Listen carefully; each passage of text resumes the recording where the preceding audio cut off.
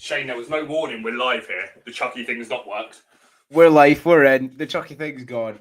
Ladies and gentlemen, boys and girls, everybody, welcome back. Welcome back. It's been a big break. Too long a break. When FPL finishes, we're glad it's over, and then we're like, actually, we need it back. So we're glad it's back after a fantastic World Cup tournament. I'm sure Kieran will tell us about that later. But listen, thank you very much for joining us again. First pod back in the new season. I'm FPL veteran, Shane. He's FPL discomfort. The other, or the best half of the Double Pivot pod. Kieran, how are you doing, mate? How's things? I'm doing good. And look, let's go off on a tangent immediately on starting here. When you said it's been a big break, all I can hear in my head is, it's only a game show. You better believe you're right. I'm going to be snookering you. And do you know what? As a kid, let's be honest, you stayed up because there was very little on TV. No, there wasn't. Big break. I think my internet went for a second there. No, I've got you. Yeah, that was. I was going to say big break was part of the evening, but you Go on. You used to stay up just for like the trick shot, right? John Virgo's trick shot. The rest of it was completely pointless, right? You bring a celebrity on, but they're not even playing snooker. They're being a professional snooker player. Like, it was a complete waste of a show. So yeah, we are here to discuss the intricacies of snooker and big break today, and the best way to build a break. No, look, Shane, I've been good. I think, as you're aware, I quit my job, so I've had a period of time off and really hard to get back into the swing of anything. I've looked at FPL. I've made a few play arounds with my team, but I'm still early days into it. Whereas I've seen you being posting wrong opinions left, right, and centre. Yes, we started there. I like it. First pod, then what we in? It's not even 3 minutes on the clock, and Kieran's like, that opinion was wrong, and that's why I like it. That's what we like. If you're new, you're listening, listen on Spotify or you watch on YouTube. We're the Double Pivot podcast, and what we do is we talk primarily about FPL. Clearly a little bit of snooker at the front, but yeah, primarily FPL. Normally what we do is the matchups, the team matchups, and we go into the intricacies of, what players might be good for that team matchup for the weekend. Talk about FPL in general and football in general as well, the wider football world. So today is all, and did you notice that kind of tribute to Ozzy Osbourne in that title, Kieran? I don't know if you've seen it. But it said FPL is going through changes sung by Ozzy Osbourne. And his daughter, right? Look, here's the thing, right? Let's also appreciate Ozzy Osbourne was a great rock star, also a piece of shit, right, towards his wife. So, let's not forgive him of that. Let's remember him fondly for what he did, but let's also remember he tried to kill his wife.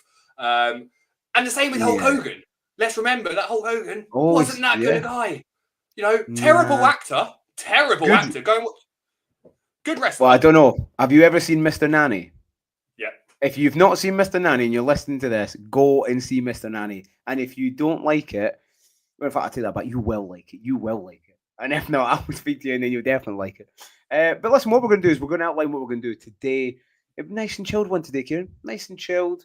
Not as kind of formatted as we do. And all we're going to go is we're going to talk through FPL, what's changed for this year, because as you'll see, it's coming up. There's quite a lot of changes. I would say mostly for the good rather than the bad, but it depends who you are and depends what kind of player you are. We're going to talk a little bit about preseason as well, even though it's just started. Positional changes, some predictions, some early predictions from me and you, Kieran. Our first drafts, although they probably will change. We need to get the drafts out because everyone likes building the draft already. And then we'll see what else we have at the end. Usually viewers' questions, viewers' topics, and we go through that. So, without further ado, Kieran. Look at this. Shane's made slides. I'm excited. Shane's made some slides. You know what I mean? Usually, Kieran, of the Premier League. What? We're the new home of the Premier League. This is too much responsibility, Shane. So yeah, look at that. There's a background and everything. So usually Kieran does it, or he does the presentation side, shall we say? But we're mixing it up now. You've got to swap it over. So, yeah, the changes. Let's go into the straight one, right? There's quite a lot. First one, right? Defensive contributions. All right. So as it says there, Outfield players will now be rewarded for the defensive contributions. Everyone's putting it down to the CBIT. No one's like going clearance, blocks, intercepts, and tackles. So if you hear CBIT, that's what everyone's referring to. And I wish headers were included as well, Shane. I wish headers were included. Headers Opta. The servers at Opta are whining at you right now, Kieran, going like, please stop. We've got no, but there's a reason. In my strikers, keepers, losers, weepers team, for some reason, I've been announced as the CBIT coach, right? The CBIT coach, right? However, if headers were included, Shane, if headers were included, add a H to that, there's a word you can make. I didn't even get that. I'll make it easier. Move the C to the end and add an H. And that spells... Well, let's not say that. But I think that's a much more appropriate name for me. I was typing there. I didn't even know what you're talking about, to be honest. Well, surely you know a female dog. Yeah, I mean, you are... female dog. It spells a female dog. Got you. I see that this is... I now get the stress of the slides. You know what I mean? You've got to think about the next slide. No, but yeah, if anyone doesn't follow Kieran, make sure you follow him, because especially during Champ League and Euros, you are the recovery / tackles guy. That's your thing. Do you know what I mean? So if you need to know about it, definitely come here, because Kieran is if you need more. your balls recovered, give me a shout. My DMs Exactly.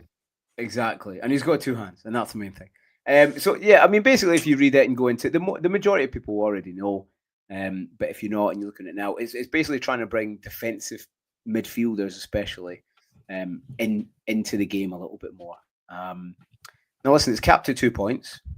Kieran, I'll tell you my view after. What's your initial thoughts on this? A good thing, bad thing? Are you going to consider it? What's your thoughts, man? I'll more than consider it, Shane. It's a great thing, right? Because it basically... These are more predictable. No matter what anyone says, these are more predictable. And I know your count is going to be clean sheets are worth more. Absolutely. Clean sheets are worth double, but clean sheets are less predictable, right? This is a predictable, repeatable metric in this more so than an assist is, more so than a goal is. We can look at things and, particularly for a defender, be able to predict the likeliness of them getting these additional 2 points. And I get that it means, to get the true value of it, you need to hold those defenders for long periods of time, but you only get 30. Well, look, with 2 wildcards and 2 free hits, you get 34 transfers plus the 5 free they give you. So you only get 39 transfers all season. If you look back through previous seasons, you've probably used at least 10 of them on defenders. But defenders aren't the ones where you get the hauls from, right? Defenders are lower ceilings. And I think this is a game changer, because it does increase someone where we can look at defenders now, or even defensive midfielders, right? A defensive midfielder, we used to go, he'll probably get 2 points. He might get 3 if he gets a clean sheet. Now that metric for a Caicedo is he should get 4 points. He might get 5 for a clean sheet. And that's the equivalent of him playing and getting an assist and conceding. But it's more likely that he can get those ball recoveries week in, week out. So, look, for me, I think it's a balancer. I think it's one that will take a while for people to adjust to. And I'm not going to go all in on it, but I'm going to have, 2 or 3 of the ones. Look, the second it came out, I knew that Fizzy Walter would be in my team. Fizzy Walter is an incredible player for Palace. And I was surprised that nobody was really mentioning him, because he's in the top 10 for pretty much every single one of these stats.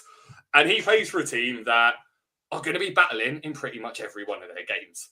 And I think that's where you got the target, right? You don't need to go near a Gabriel. A Gabriel or Saliba, they'll probably be outside the top 10 for defenders now. So you don't need to spend 6 mil on them.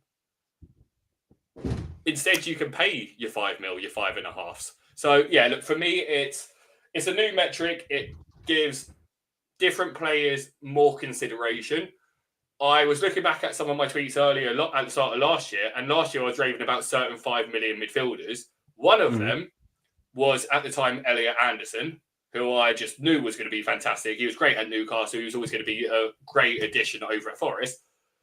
even now, you look at him going into this Premier League season, you've got a player who is probably going to be playing slightly further up the pitch with Morgan Gibbs-White potentially going, almost certainly going, and is a beast at these kind of things. So all of a sudden, you've got an Anderson who jumps up to 150 points across the season. Yeah, see, I think the first thing that, if everyone's listening, I think definitely consider it and take it a little bit easy, because just like anything at the start of the season, you need to kind of feel it out a little bit. Kieran's like, no, I'm all in, I'm full in. As in, like, do consider it and put that. No, give your opinion on it. Give your opinion on it. I'm interested to hear your perspective. I think, like you're saying, you've got to still consider it, but maybe not go like, I'm gonna hold these 3 defenders for the whole season, because it's just not going to happen. You're not going to hold Tarkowski, Milinkovic, and one other. You're not going to hold them for the whole entire season. Injuries and stuff like that. And you're going to want a defender that's got a fantastic fixture and a team's getting battered like Sunderland or Burnley. You're going to want to swap them up. So it's a good idea to hold them. I think overall, I don't think it's going to make that big a difference. I really don't. And I know we've been chatting quite a lot today, and a lot of people on X as well, posting, putting a thing that I put up earlier of, I don't think it's that big that everyone makes out. I really don't. I'll consider it, but I'm looking at like maybe 10, 15, 20% max going to be in my overall decision, because unless you're going to hold them for the whole majority, I mean, if we can narrow down and get those defenders that are going to hit those 2 points extra and maybe an assist and a clean sheet, then great. But if you're not getting a clean sheet, I don't think it's that big a deal. It'll close the gap. It'll close the gap. Tarkowski is obviously the biggest gainer from it, right? And one of the things that I think a lot of people forget is that Tarkowski got it in 22 games, but he also missed 6 games through injury. So he got it in 22 out of 32 or 33. So, and that added an additional 44 points onto his score, which was worth about 44% additional points than he got, right? Now, if you could be adding, as a defender, 30 to 40 points across the season, and I think that's where the trick is. I think we are set up this season with the chips to heavily attack the game this year. And the best way to attack the game is with attackers, not with defenders, right? So...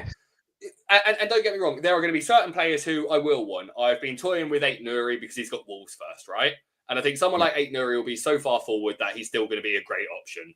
I've been toying with, or almost certainly will have Cucurella, because Chelsea have great fixtures, and he is actually a wing-back that's good at tackling and the likes of that. So you get that kind of blend in there, but I think gone are the seasons where your back line's going to be Munoz, Robinson, Kirkes. You're not going to go all wing backs. I think what we will see this season is at least 2 of the defenders being centre backs. And I think that's where the change is. And I think, to your point, the mistake people will make is they'll start with a Tarkowski and he won't get it in the first 2 games and they'll go, and sack him off. And then he'll get it in the next 8 games, right? And it's that I think we know that we can roll up to 5 transfers. This should encourage us to have patience with these players. And again, 2 centre-backs, 1 midfielder. That's all you need to do. You don't need to turn your whole midfield into Caicedo, Declan Rice. But what you then look at is Anderson's a good option, and he has the attacking upside that Caicedo doesn't.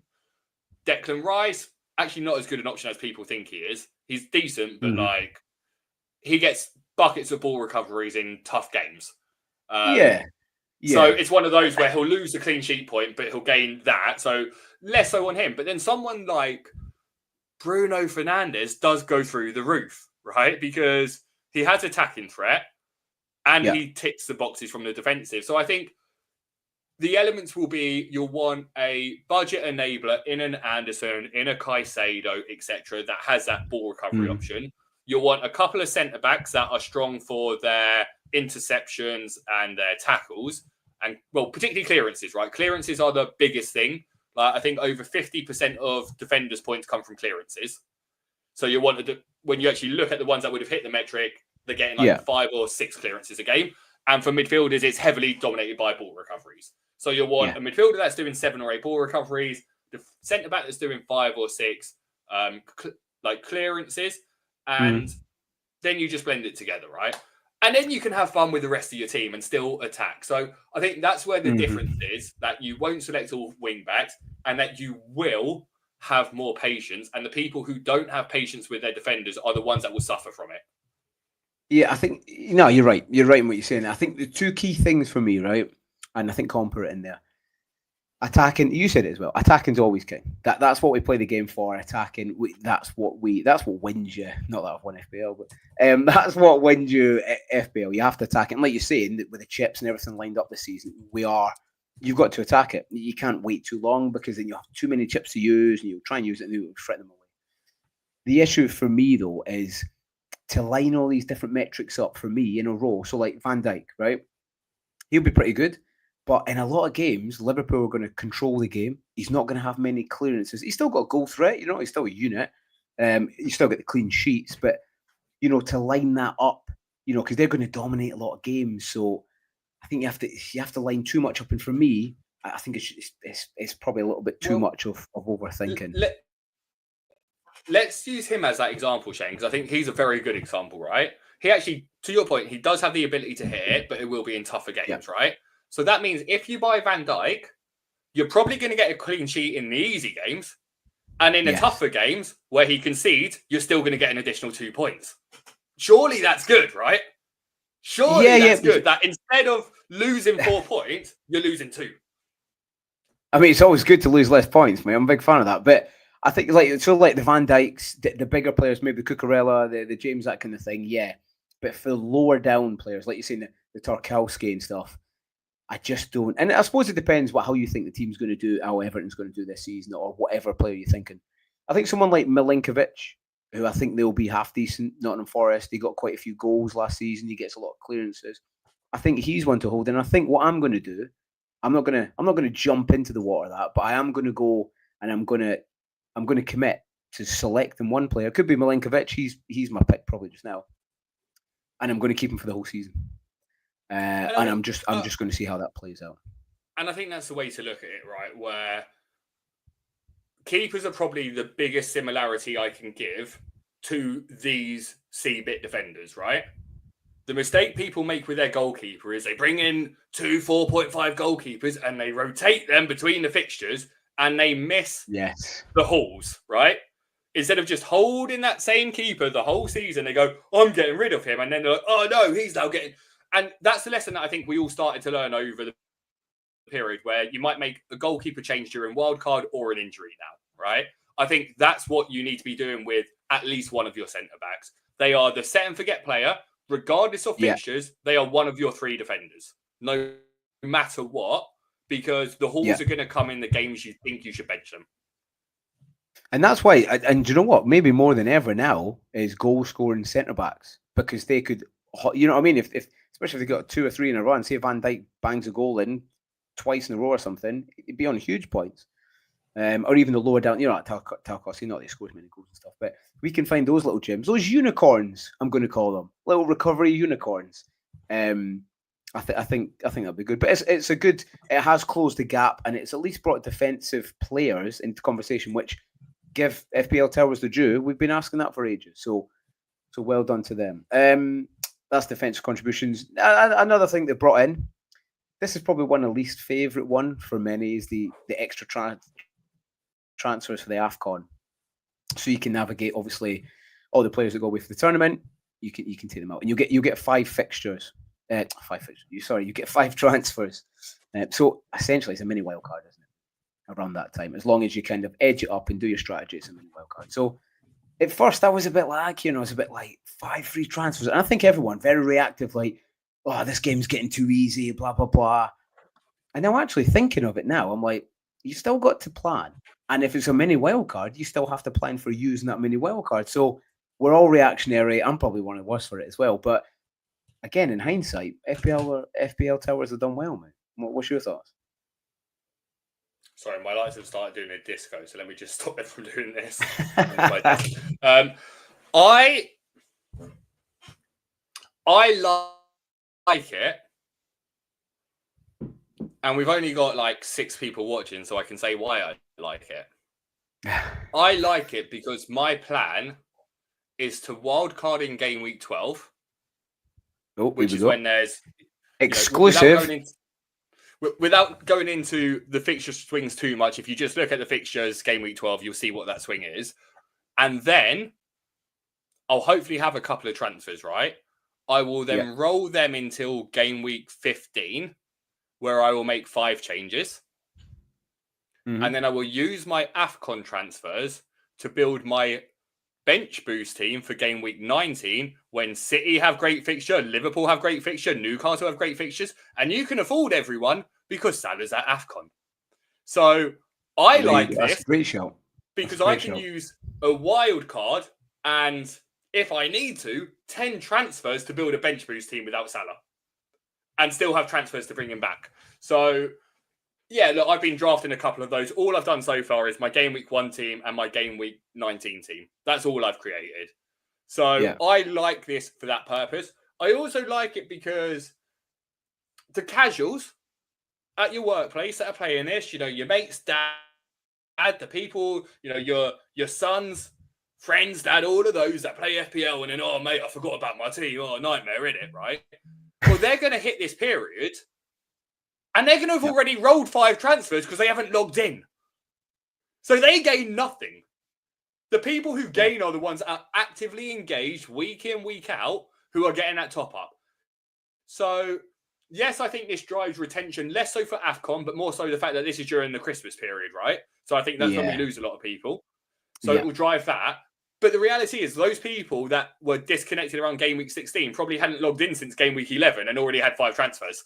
So yeah, you're right. Yeah. You're right. And I think because I think everyone was quite reactionary because you thought, and what is casual now? Because I would say the majority, not the majority, the majority are still casual, but there's a hell of a lot more now that are engaged. And engaged is so easy. It's not as if you have to go and look for the content. You know what I mean? It's easy. It's at your fingertips. So I think a lot of people thought that gap was going to be right? closed. We've got a lot of good friends who are putting out great TikTok content for the people that don't want to sit and watch a 45-minute, 1-hour video. Instead, they get a 12-second TikTok of, here's the best 5 defenders now with the new rule change.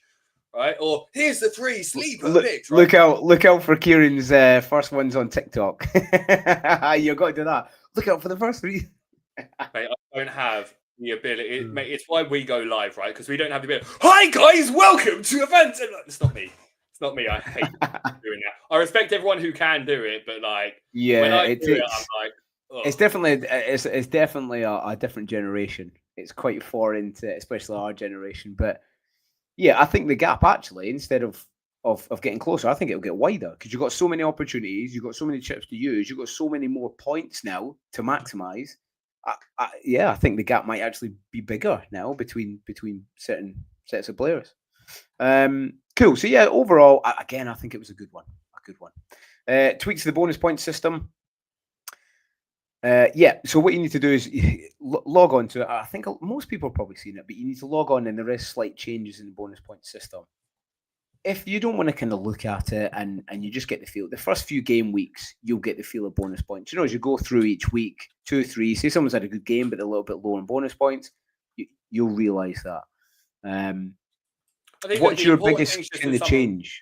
Yeah, I'd say the important things to summarise are penalties have been nuked, right? As they should be. A penalty shouldn't be worth the same value as a normal goal, and it should be the same no matter who it is that scores it, because you're all in a very... Penalties are the only situation in a game of football with no variables, right? As in, like, it is you, the ball's on the spot, there is a keeper. Nothing else can happen apart from you kick ball, right? As the player. So it's not like taking a free kick. It's not like a corner where there's variables. I like the fact, this is the keeper speaking, right? Strikers used to lose bonus points for missing a big chance. Mm-hmm. Well, now goalies get more points for saving a shot in the box, as they should, right? You can't, like, take away from a striker for missing, but not give the goalie extra points for saving a more difficult shot. So I like that one as well. And goal line clearances. Yeah, they should be worth more points than a normal clearance because you literally just saved a goal. Yeah, with the goal line clearances, again, this is, for me, there's certain things like people have been looking at how many goal line clearances, and that's just such an accidental happening. Yeah. Yeah, I mean, don't get me wrong. You'll get probably like the likes of Tarkowski and stuff like that. But I mean, so much has to happen for that to repeat itself, and you can't really judge. I mean, all right, you could look at set pieces, who stands in a line, but that's got to get to the individual, and it's got to be classed as an off it. So don't. There's so much to remember and think about in FPL. For me, I would just kind of forget that goal line clearances. I like how they've put that in. It's a bit different, and it's good because if you're watching a rubbish game and there's goal line clearance, you might go, "Oh, good, I might get an extra bonus point." But yeah, so they have changed, and it'll maybe. Do you think we'll consider penalty takers slightly less? I mean, they're still obviously massively important, but do you think there'll be slightly less takers for that, Kieran? No, I don't think it has that much of a change on it, to be honest. Not much the reason why I'm looking around, Shane, is my headphones are making a beeping noise that they might go. So I'm just going to run and find alternate headphones because we already had the issue with my audio. Don't worry, I'll hold the fort, mate. Yeah, you hold the fort. I'll go to the next one. So Watkins, we're doing his new headphones. He's got new headphones. Qualifying for the Global Elite League. So they've split down and they put you into different leagues depending on what you finished last season. Okay, so top 10% and the top 1%. So I'm pretty sure top 10% is roughly about the 750,000 mark. So if you round about that mark or just under, you'll be in that league. 1,000 is, like I'm saying, 1% is about, try to think now, 75,000. So again, if you got there within the top 100K, which is kind of what we do in the community, you know what I mean? You want to get under the top 100K, or some people 50 or 10. But the old 10K is now the current 100K. So there's more players. So if you're in the top 100K now, you've done fantastically, and even around that mark, done really well. So at least now you've got something to play for. Yeah, you want to beat your mates in the league and all that kind of stuff, or your work leagues. But then at least it qualifies you for an extra. It's not a competition as such, but there's something to it, So we've got that one, which is really, really good. Maybe should they announce that last year? They probably didn't have the plans in place to announce it last year, but people would have changed the way they played. So again, another great one from FPL Towers here, and you got to give them the due, really. We always ask for these changes. And when they finally deliver this season, they massively, massively have delivered. So massive chuck up to them. Changes to assist rules. So, back in, Kieran. You might be back in. There's slight changes to assist. So it's going to be a little bit easier to get an assist. So before it had to be that player it was going to go to, or FPL Towers thought, right, it has to be towards that player. And a few times we've seen where assists were like, that's an assist, and they chalked it off because that wasn't the intended target. And the issue around that wording, was he the intended target? Did it flick off a defender enough? They've taken it all out, which is really, really good. And basically, if you cross the ball in, and he's not even the intended target, but it seems to fall to him, and then he scores, you get an assist with one defensive push. So imagine Salah's in the wing. He crosses it in. It's kind of a little bit high. It gets headed out. And then Ekitike smashes it in. Salah would still get the assist. If it bounced again, another defensive movement, then it wouldn't count as assist, just an Ekitike goal. But the good thing is there's more assists now. So again, more assists, more enjoyment, more points. And everyone's happy. Again, everyone's happy. And it says down there, if the rules had been in operation last season, there would have been 41 extra fantasy assists awarded, which is over 120 points. So somebody might emerge who that happened to a lot last season. We can't measure it because we don't know. But a player might emerge who keeps getting those kind of assists. So again, another great one by FPL Towers. It was fantastic. Okay, next one. Kieran's just away for a while. I'm holding the fort. Do you know what I mean? You've got the best half of the double pivot here, lads. You know what I mean? For the people here, Geddy, Double, Shane, Calm. No, you're lucky. You got the best guy. No, I'm joking. Again, thanks for everyone for joining us. We're kind of competing with another podcast that's on just now. I don't know if you've heard of it, Black Box. You might have heard of it. So there's a slight lesson here tonight, but hey, it's a good show. So if you can, catch that show as well. Not that I'm trying to undersell myself. I'm back. Sorry, two what's sets that? of chips. What are you selling here? What are you selling here? I'm trying to sell us. What's going on? I'm trying to sell us. So what I was saying was, I just went through the other part. Oh, Big Ash is here. The changes to the assists, qualifying for the leagues, and the tweaks to the bonus points, mate. And Ash, what's Ash saying there?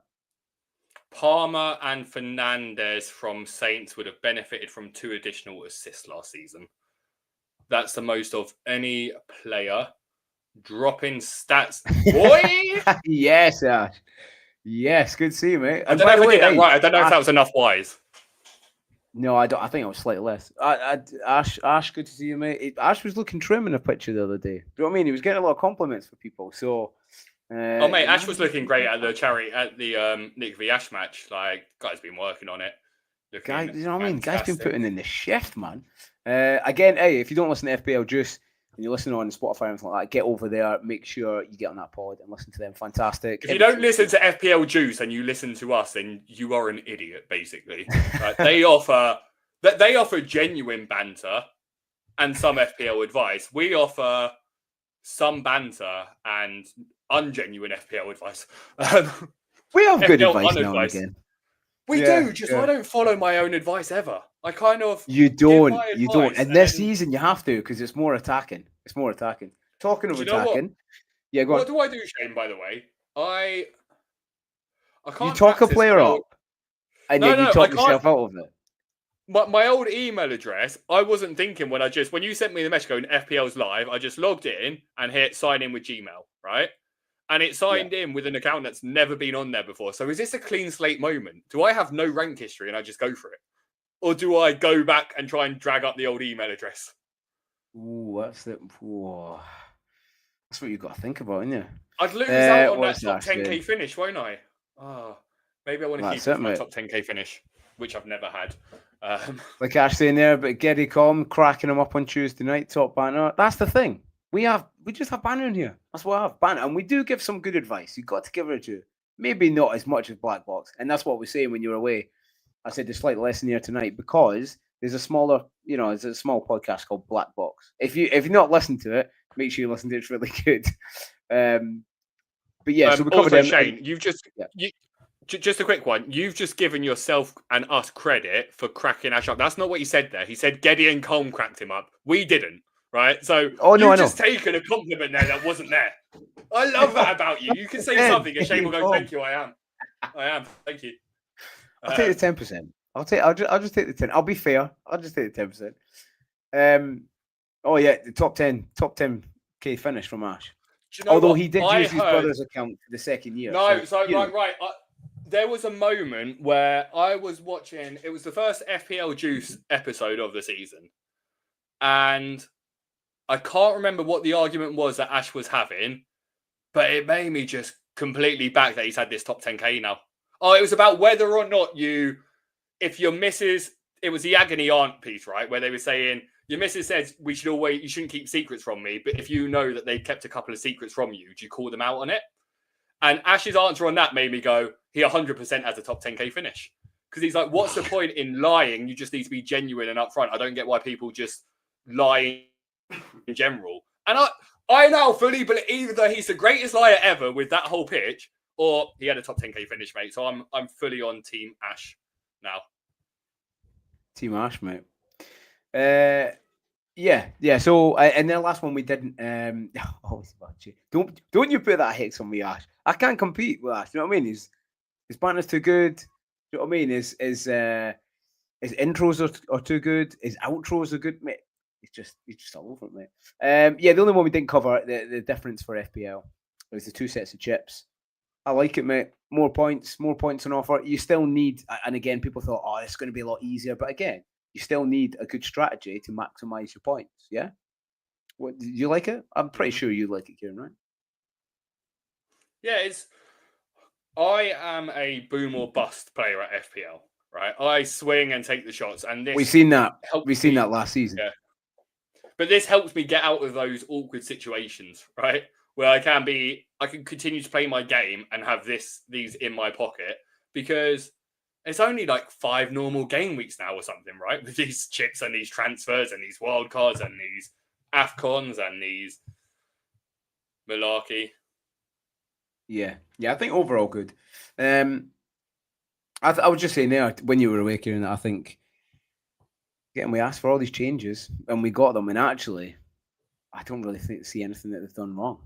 Do you know what I mean in terms of like annoying the old school base or anything? I think they've done really, really well. They've smashed it. Actually, I think they made it a better game. I think they'll have people that are still engaged at Christmas because a lot of people drop off. But this season, I think they're smashing it, mate. And that's only better. That can only be good for the game, you know. I think that's decent. I've just looked down. Do you ever look around yourself, Shane, when you've got certain things in your room, like books or anything like that, right? The book that I've just looked down and realised that I've got is So if you need that, well, it was on offer. You can't turn down a fiver, mate. Particularly when look at that, it tells you huge savings. Apparently, well, I'm looking at the back. It was $14.99. Can't grumble the savings, mate. Yeah, right, so if you're listening, we do talk about FPL. We do, I promise. Right, well, we're gonna do something a bit more exciting. We're gonna touch on drafts. So, Kieran, this is your Salah-less draft. Talk us through it. Yeah, so this was one that was literally thrown together as soon as they said Ekitike was added, right? Because initially, you'll see from the other draft, I've got Salah, right? But the one thing I just thought is Wirtz plus Ekitike is 17 million. You can't get another player alongside Salah. When you put Salah in, you can't buy anyone for 2.5 million. I've seen that. So, like, Salah plus a 4.5 is 19, right? Let's say Isak goes to Liverpool, 10.5 plus 8.5. You can have Isak and Wirtz for the same price as Salah and Barnes from Burnley. Well, now, the reason why I don't like it is Liverpool don't have that great fixtures to start with, right? They've got decent game week 1, couple of difficult fixtures. I'm probably not going to go with this team, but it was just one where I just thought, if I do go without Salah, it does make a difference. And you'll see in my team, look, these people will be in there every single game or in the other draft. You'll see Palmer in there, you'll see Saka in there, you'll see Solanke in there, you'll see Watkins in there. So there's still 2 premiums and a semi with Palmer, Saka and Watkins, right? And we all love a semi. As Mike joins the show. Mike, how you doing, mate? Exactly, mate. Exactly. Yeah, tell us about the rest then. Even though it's Salah. Mike, you missed our PS5 giveaway. Unlucky, mate. Luckily, there wasn't many in the chat, so they all got one. Mike just missed out. We'll be giving another 10 away next week, though. So. Sorry, PS1. Wait, that's probably worth more. Worth more, yeah.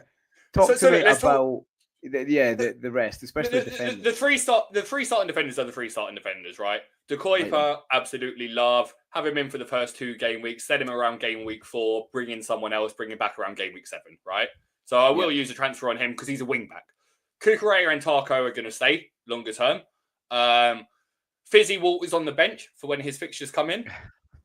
And the other one on the bench is Hartman. Quillindishy Hartman, right? Again, Quillindishy, something Shakespeare used to say when he was having his breakfast, his cereal in the morning. Oh no, Quillindishy. But Quillindishy Hartman was fantastic in the Dutch league. Look at his stats a year ago. Incredible fullback, wingback, etc. He then got injured halfway through last season. He's class. He is class. And he's 4 mil. I see everyone else going for the other Burnley 4 mil. He's still a Burnley player. It's like Leif Davis last year for $500,000 cheaper. This guy will disappoint. But yeah, and Sar's in there. But look, this isn't really... Sar came in because I had someone else in there when we go to the next draft. And I just started making a few extra changes because I had a bit of fun. Look, I'll be honest. I don't really want Kelleher. And this team actually has $500,000 in the bank. So that would be Sells. It would be Sells. I want Sells for the season at $5 million. Yeah. And talk. So if I went with this team, I'd have Sells. Mm-hmm. Yeah, what I would say is we're going over drafts. For a lot of people, if you're new to the game or you've done it for a while, don't FPL's so busy. Like you get stressed, but a good stress. Sometimes you do get overstressed, but don't don't be. I mean, have a little muck about and change some drafts, but don't be thinking on it, because what our drafts are now, Kieran, aren't they? They're going to be pretty different come the start of the season. I would say maybe even as big as maybe 50%, even bigger, depends what draft you put in. So don't go too raw. Get some players in there. Have a look kind of what budget you got. And do a few different ones. Tell us about, because I'm on the same wavelength as you there, Kieran, as Kinski. I've been looking at him as well. Do you think he'll start? Probably not. But it's a full Well, right? So I don't really care. I don't know because Thomas Frank likes a keeper who can play with his feet a little bit, and Vicario, good keeper, good shot stopper, but at his feet, he just doesn't cut it. Yeah, but the problem is, he probably won't. But we watched Spurs last season, right? And the one thing that their defense couldn't do is play football with the ball at their feet. So why on earth would you want the goalie to give those people the ball? One thing I will add in here, like I heard someone ask me before saying, like, why would you have Saka in? One thing that I didn't realise about Saka, he has 6 attacking returns in 10 against Man United, 3 in 7 v Leeds, 7 in 15 v Liverpool, 5 in 7 v Forest, 4 in 12 v City, 4 in 11 v Newcastle. So that's over 30% in every single one of those fixtures. He gets an attacking return. Interestingly, he always gets a yellow card against Man United. So if anyone does want a cheeky wager for the first game of the season, Saka to score and be booked, I think you're onto a winner there. But look, I think I'll also dive in just because I see Mike asking about Zubimendi. Yes, please. Obviously, as an Arsenal guy, I'm open to him, but I don't see him hitting any of the CBIT requirements. Well, CBIT are with him, right? I don't see him hitting enough of it. He's decent on the recoveries. He'll get some attacking returns, but what he should do is push Rice even further forward. He should be acting as a replacement for I've forgotten an unnamed Arsenal player. He's a replacement for him. So he should be sitting more in that defensive S position. Not just that, but I reckon Zubi will probably come off around the 65th minute in a lot of games for Christian Norgard to come on and shore up the games for some of them. So good signing as well, by the way. I couldn't believe they let him go for, 12 mil? I couldn't believe that. Oh, mate, I am so excited for this season because Brentford have sold their captain, their best player. They're going to sell their second best player. They've lost their manager. They've lost their assistant manager. They're going down. They're going to start off fine because they've got fine fixtures. They're going down.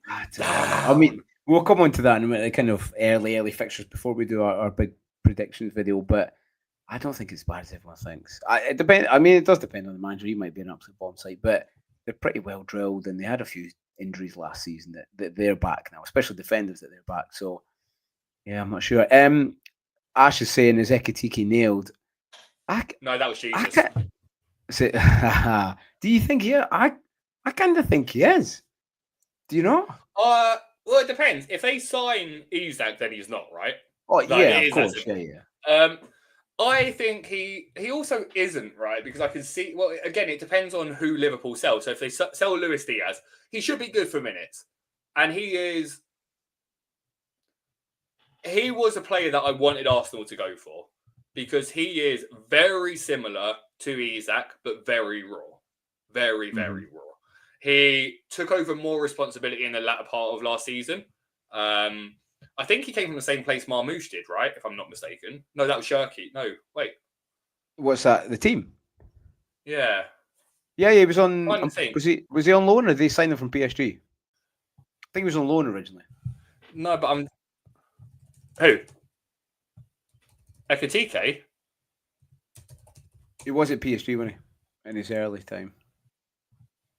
Yeah. But what I'm trying to work out is there was someone else that was playing alongside there. Interestingly, Combs asked, would he play left wing if Isak comes in? Well, interestingly, when Isak plays for Sweden and Gokares is there, Isak plays left wing because Gokares is the starting striker for Sweden.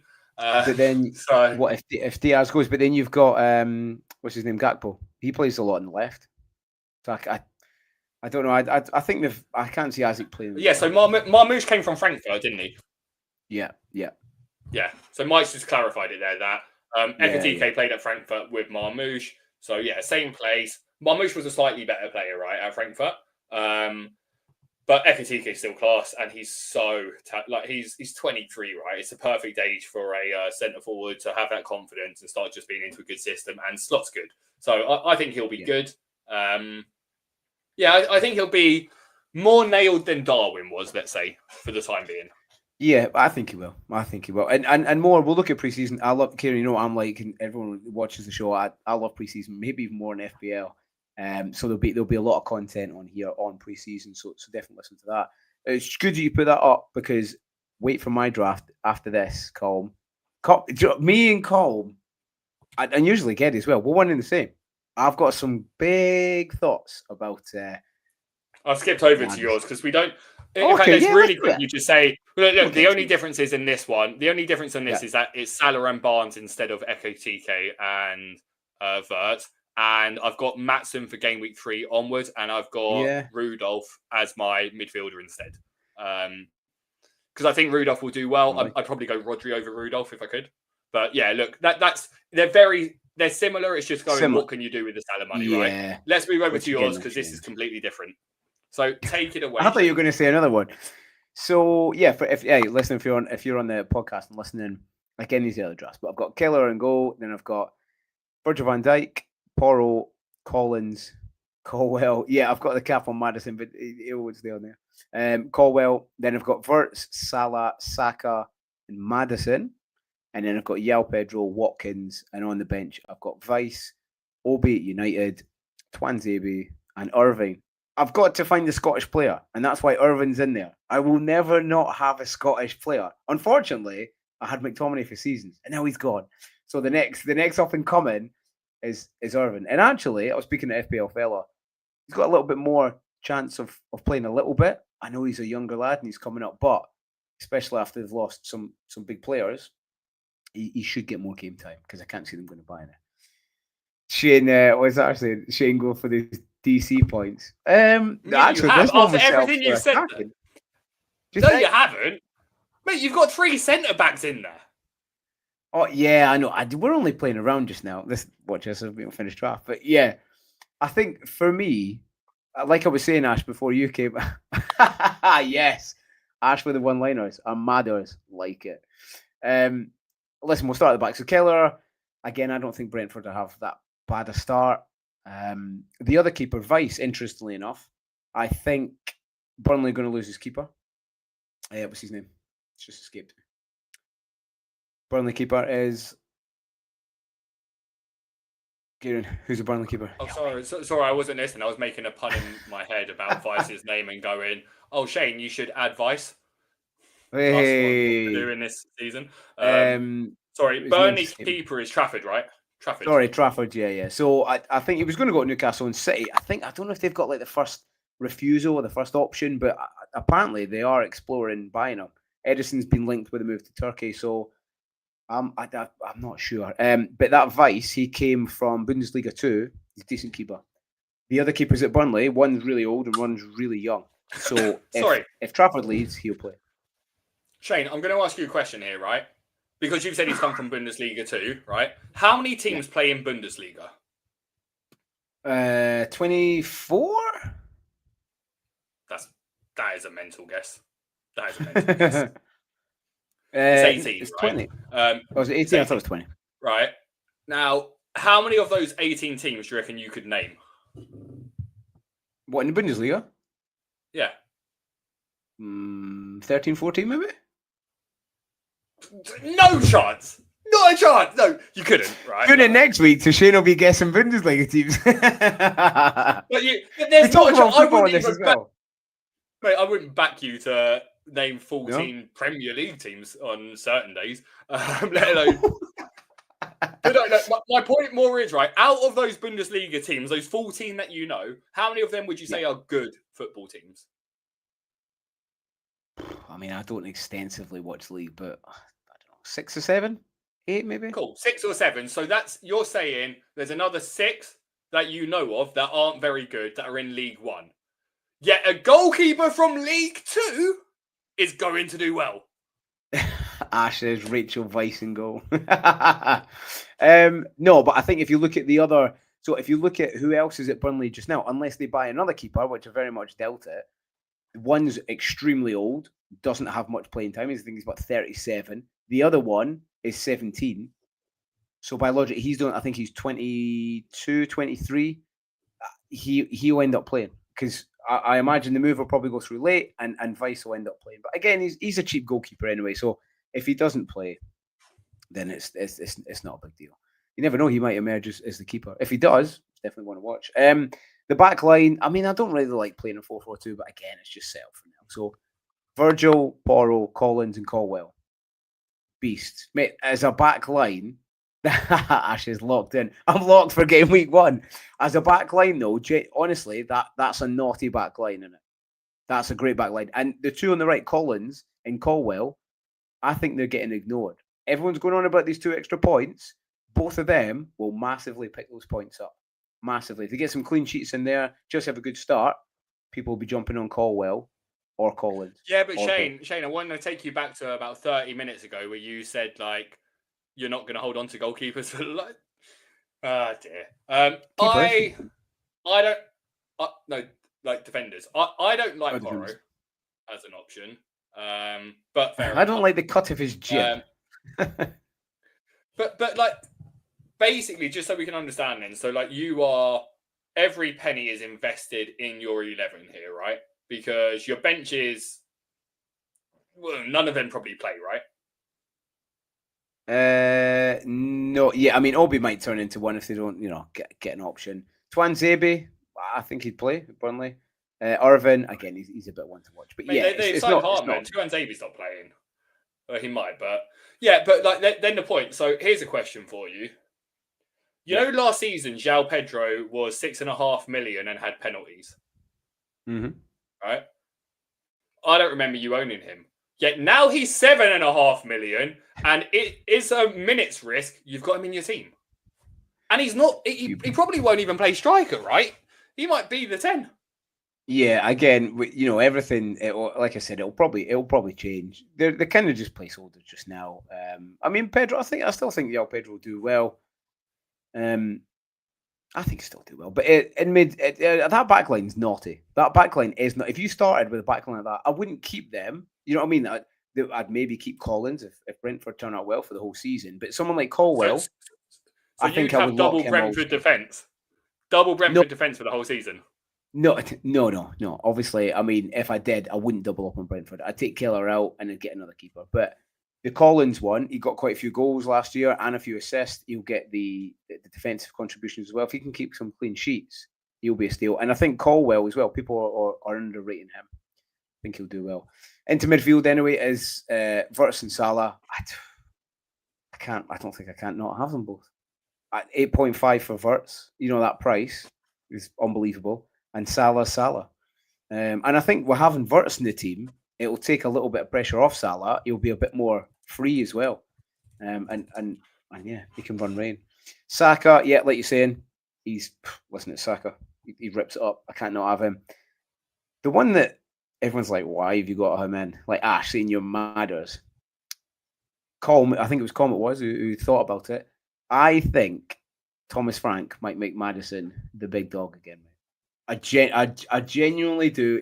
He'll offer Tottenham so much more balance, and with like Kudos coming, I think Maddison could be really, really good this season. Kieran, thoughts? On a Spurs player? I know. I get it. But Maddison's a class player. He is a really, really good player. I just think he'll transform that team really, really well, give him so much more balance, and I think he'll do really well, mate. No, not consider him. I'll take that as a no. Well, Ash is like, if Ash ends up with Maddison. Well, no, I don't. Say again. Like for me, I don't look. You look at the Brentford team, right? The Brentford team was Visser. No, sorry. And Mbeumo, Sharp, Visser. Norgard, Damsgaard, right? Yeah. None of them were... Norgard and Damsgaard were fine, but that's not the Frank system. The Frank systems go wide, cut it in. So, and then when, like I said, if Morgan Gibbs-White comes, then how is his minutes going to be? I don't know. Madison's a good player, but I just think he's going to be the pre-assister. I think he's the pre-assister. Yeah, like Ash is saying, he makes a good point there. If Gibbs-White comes, and again, that's a differential. That placeholder is a differential there. I want to start the season with a bit of a differential who's like medium priced, and he could change. If Gibbs-White comes, obviously he's going to change. I just feel like, yeah, like you're saying, the way Frank plays is wide and cut it in. I just got a feeling. I've just got a feeling it's going to be good. And then up front, like you're saying, João Pedro and Watkins. But there's a big but here. That Watkins is a placeholder. And I think you know who's going in Watkins' place. And there's not even a doubt about it. Yeah. And I think, so Watkins down there is 9. I think he'll come in at 9 and he'll swap. I can't not start the season. For anyone who's stupid enough to listen to us and not watch us, my gesture there was the Bane symbol. It's good context. People being like, who's he talking about? Yeah, so Gokerez, I think the deal was done today, right? I've seen a let's go from Well, no, it's been done for a while, but like it's one of the things that people don't realise. Sporting are a publicly traded company, and therefore they need to be so conscious about when news goes out because their stock prices are immediately impacted. So they're always annoying for any club to deal with. You can go through a list of the players that have left them and you can see how long each of those transfers have dragged out for to kind of get an idea there. But it's so that the market goes, oh, we're not a walkover. But also what they aim to do is allow a team to announce a signing on a Friday at 4:30 p.m. UK time or 5:30 in Portugal, which is when the stock exchange closes. So we will probably get the Gokerez announcement officially tomorrow because it then gives them the weekend to get their replacement over the line, that before the market opens on Monday, they can go, and look who we signed, to kind of mitigate it. So, yeah, it's a bit of silly buggers with them when they do have those things, but it's just least, so that they can kind of control. Yeah. How do you ban someone from the chat? How do you ban someone? Yeah, Ash is... See, the thing is, what day is it? It's Thursday. I thought Ash used to go out drinking on a Friday, but he seems to have started early because he's put this up. Watkins better than Gokerez. No, to be fair, I'd agree with you. I reckon Watkins will do better than Gokerez probably this season, unless Watkins doesn't go to. Yes. If Watkins goes to United, he's played. For those listening on Spotify, Ash has put Gokerez couldn't even score past the mighty Hatters in playoff final. Useless. Hey, not everyone can score past the Hatters. You know what I mean? That takes a different caliber of player. But therefore, is on the ripple effect or butterfly effect, however you want to put it, is Gokerez the reason why Luton got to play in the Premier League? It's thanks to Gokerez, Luton. You're welcome, Ash. Gokerez made it happen. And the good thing is, Ash was alive the one time they got to the Premier League before they dropped to the National League and go through each league. So, you know, it's a good thing for Ash for a short time. Where are they this year? They're in the Championship this season, right? I'm pretty sure they got relegated this year. Oh, what? They're in League One? I'm sure they got relegated, unless I'm on crap.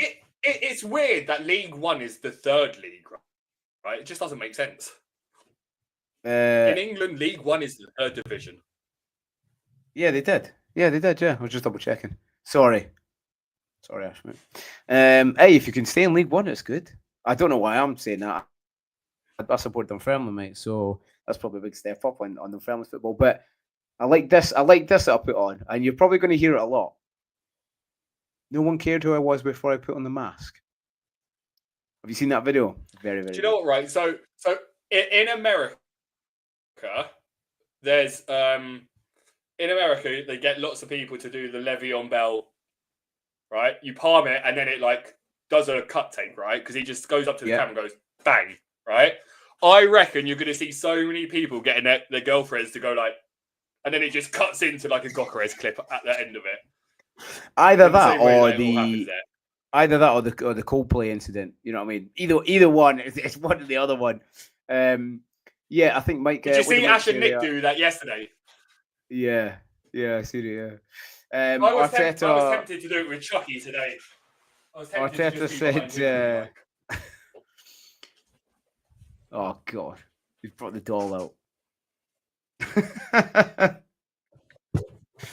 Oh Jesus, that's what defenses are going to think of Gyökeres, I think. Mike said Arteta can get Mourinho to score goals up top. Big Vic's going to feast. I think he is. I think he's got everything to make it in the Prem. Strength, size, power, speed, finishing. I generally think he's got it all. And I think the Premier League will be a lot closer than people realise for Arsenal. I really do. It's maybe that missing link that they've been missing for a while, Kieran? Right, so we've done the drafts. Again, early drafts, don't go too crazy and deliberate over them for a while. It's going to change massively in pre-season. Comes on the next one, probably about 10 minutes left. Early predictions. So we do a predictions video of the league where we'll place every team in the league and we'll go through what we think midway through the pre-season. But in the meantime, Kieran, give me some of your early predictions for teams within the league. Especially in the chat as well. Everybody, Mike, Ash, Geddy, give us some early predictions of what you think certain teams, they could be a little bit left field, or they could be a set one, like, Man United are going to finish between 15th and 13th, something like that.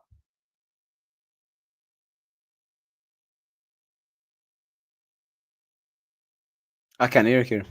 Kieran's probably put himself on mute because I think what he said is Arsenal going to win the league. I dropped the microphone. Is that what he said? I dropped the mic. I literally dropped the mic. Oh, there you go. You knocked the mic over. Right, so I was going to say, here's 3 bold predictions, but I don't like the word bold. It's overused. So here's 3 italic predictions. Number 1. Yeah. Brentford are getting relegated. They're just going down. It's happening, right? No interrupting. There's 3 of them. Don't react to the first one. Number 2.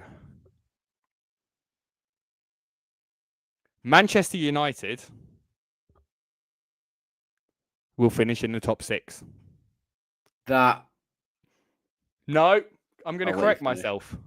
I'll let you finish. Manchester United will secure Champions League football. Oh my God, this is insane. Number 3. Salah will not be in the top 5 goal scorers.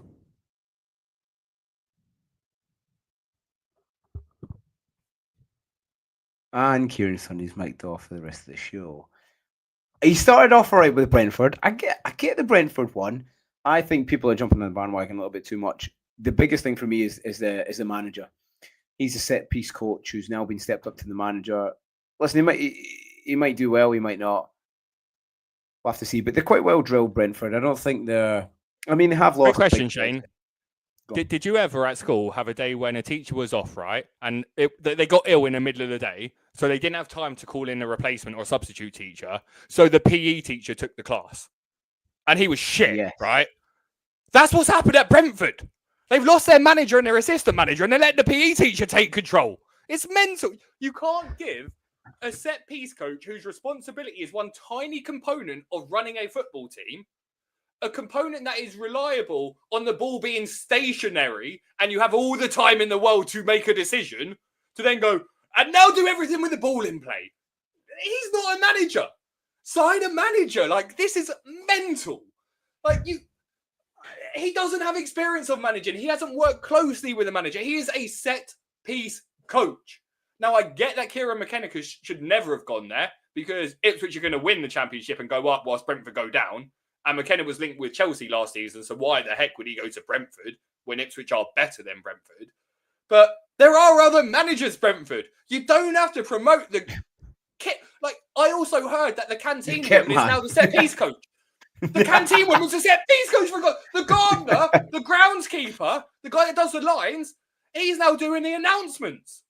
Like, what is this? It's Make-A-Wish. One of the stewards is the physio, I heard, as well. Yeah, I think the Brentford thing I get. I don't think they're very bad as everyone thinks. The other two, that was insane. I don't know what one's more insane. I think the Man United one's more insane. Champions League football, that is insane. That's mental. I can't believe you said that. Okay. Hey, they're good. They're bold.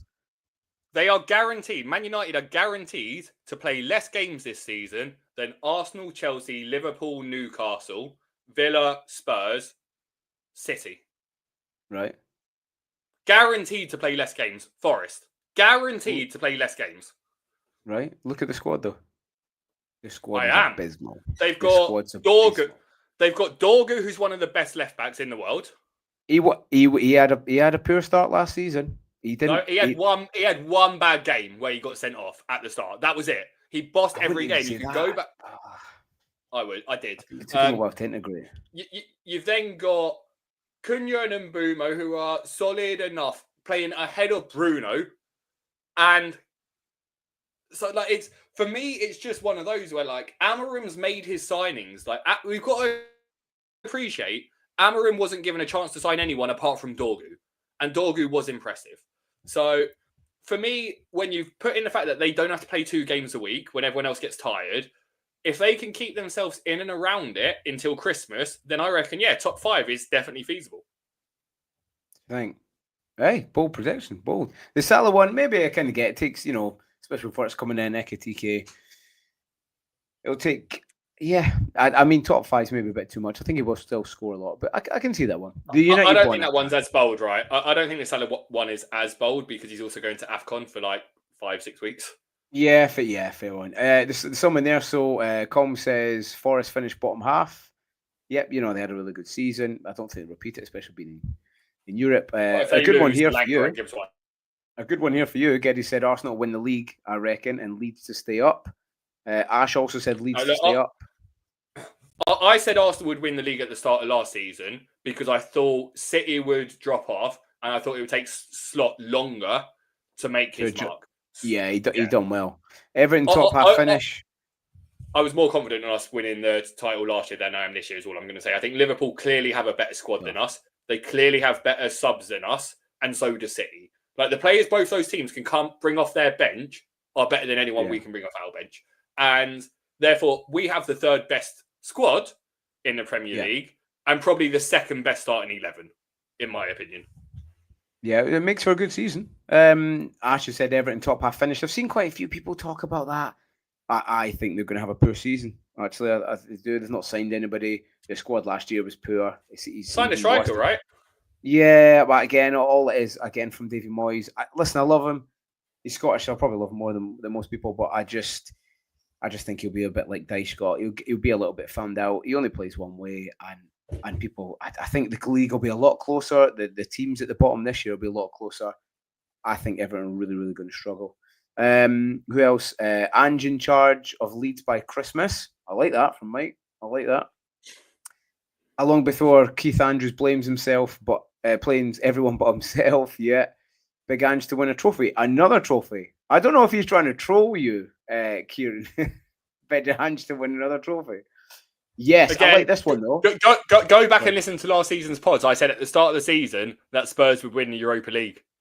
At the very start of the season, on episode 2, I said they were going to win Europa League. And there you go. Yeah, and I said Ten Hag would get sacked early. And you say people don't come here for advice here. Do you know what I mean? I also, let's throw it out to the Club World Cup. I also put a wager on Chelsea to win the Club World Cup, Spain to win the Women Euro, and Ipswich to be champions of Championship. So if Spain win on Sunday, and look, I'm for the Lionesses. I'd much rather Lionesses win. But if they don't, Spain will give me guaranteed money before Ipswich. Kieran, I wouldn't. I hope you win it. I hope you win it.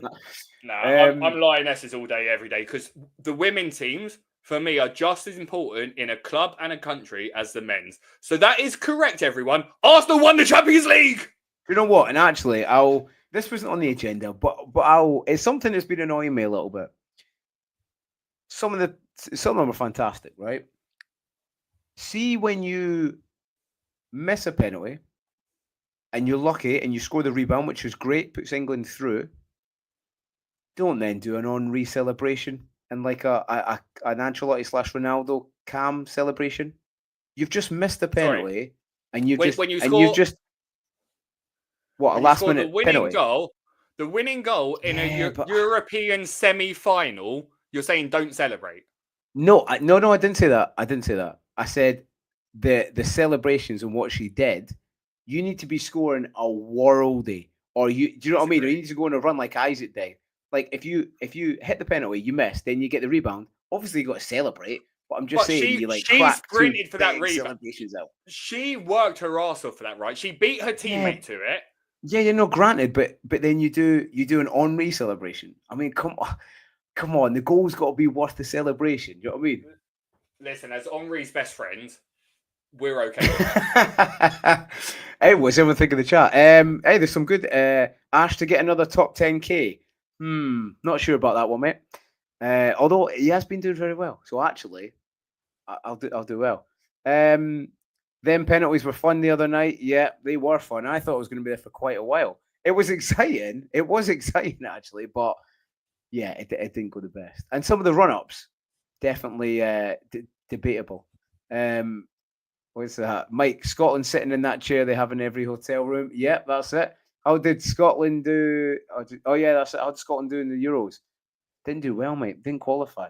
But the good thing is we play quite a lot because anyone England plays, effectively that's Scotland. So, Kieran, I hope you win your bet. Hang on. Anyone? Oh, whoever England. Yeah, you bet. Yeah, you bet. Yeah. Because you guys are so bitter at being stuck with the horrible weather, the slow internet connections, the dodgy accent, and you literally eat intestines and convince yourself that it tastes good. Like, oh, give me some intestines. That's not a Scottish accent. We're in the first pod, and Kieran's lost it already. But yeah, early predictions. Some brilliant ones there. For me, I think I don't know if they will stay up, but I think the closest to staying up is Burnley. I don't know if they will get there, but I think they will be the closest to staying up. Another one, I'll give you 3. United to finish. I'll go 10th or below. And listen, I grew up watching United. I wish they were good again. I don't see. You've made a great signing, Buemo. He is really good, and Cunha, they are really good. But you need to do something about the defence and midfield. I think if you don't, yeah, the issue last season was you couldn't score many goals, but you didn't keep many clean sheets either. And I think, like Ash was saying, for Amarin to get sacked, that first game against Arsenal in the opening match, I think it's going to be. I think Arsenal are going to. I think they're going to batter them. I really do. And still under pressure. Amarin's still under pressure. He's got to perform. He didn't really do anything last season. I thought he was going to be really, really good. Yes, okay, he didn't have the players to do it. I get it, but you know, if you're a good coach, you can make some stuff. I think what Colm's saying here is probably on your Burnley one. I think what Colm's saying here of I don't see Burnley scoring enough goals is what my concern about Burnley is, right? Burnley won the championship through incredible defence, right? Or came second in it, not conceding many goals. You can't play for a 1-0 in the Premier League or a 0-0. You will be exposed. You need to be able to score goals. So, I think they're going to have a hard job ahead of them. I mean, yeah, I know it's a step up, but I mean, keeping a new record, 30 clean sheets last season. And again, I recognise the step up, but that's some feat. That is some feat. And I think they're well drilled. They've got a tight-knit squad. Again, if some injuries get involved in, they're done. But if they can sign a half-decent striker and put it together a little bit, I think they'll actually be all right. I think they've got more of a chance than Leeds, to be honest. Sunderland again, Sunderland. I like the amount of people they've signed. They've gone for it, and I like that, instead of just, shutting up shop and taking the drop payment and going down next season. So I hope they do well. What's Gary saying? Burnley have lost 2 of the back 4 from last season, and the keeper might. Yeah. Again, this is for now. If the keeper goes, he's a huge part. If he does in his last piece of the puzzle, I think Burnley are done. And then maybe, who knows? Maybe Leeds are the closest to stay up. But yeah, they're probably my early predictions. I think Everton will finish past 10th. I think they'll probably finish at 12, 13, something like that. I don't think they'll have a good season, maybe even worse. And manager, the first manager to go, Graham Potter. He'll be away in 7 games. I think he's done in 7 games. And that's my 3. But like I'm saying, we'll do a big early predictions. We'll go through all the league like we've done last year, and we'll put them in all the places. We'll see the table. We had some cracking ones from last year, Kieran, and I'm sure we'll have the same. Mike said, don't trust a manager in a cardigan. It's a good point. That's a good point. You got to stay away from them. So predictions, that was decent. That was decent. Kieran, what we are on, that's just past the hour now, so it's a little bit more than what we do. Same with the chat. Have we got any other business? I like any other business. Anything you want to get off your chest? Anything you want to get off your mind? Anything like that? No, any other points you want to make? Yeah, I mean, to round it out, I think the changes, fantastic. I am, like you are, very, very excited for the season. I think it's only made it better, only improved it, and that can only be good for every part of it. You know what I mean? For the pods, for on X, and everyone integrating. I think it's really, really good. What's your best thing? What's your best thing they've improved or brought in? Mine's double chips. I like double chips. I don't know. What's the best thing? I don't know. Launching the game? I don't know. That's probably the best thing that they've done. Launching the game. The changes are decent. I don't know. I don't know what the best thing is, Shane. My brain's obviously gone into shutdown. See, he's missed an opportunity there, chat, and people listening, because what we could have said is the best thing is podding again with you, Shane. And in my head, that's what I think and believe that you said. Yeah, but I don't mind. I'm not going to lie to the listeners. No, you can just lie to me, Kieran. Just lie to me. Shane, people have lied to you your whole life telling you it's good to be Scottish. It's not, right? Oh, wow. You need someone like me here to be like, listen, you live in a principality, because it's not a country, let's be honest. Doesn't classify as a country. It's a principality. No matter what you say. That's it. Run by our royal family. Well, it's good actually. It puts in a wee segue because next week I've got McBride Ace. I think a few people know him in the community. He does a lot kind of with another community. It was so rare, but he's going to come across here and he's going to do his early predictions as well. So I'll have some backup, Kieran. I have 2 Scotsmen, 1 Englishman. So you're outnumbered. Can we so that'll be good. Can we also have the sign woman on as well? Because I don't want to get a translator on because you'll be offended at that. But I'd really like to see a sign lady trying to understand you. Yeah, right? They used to get in the morning. Yeah, I know what you mean.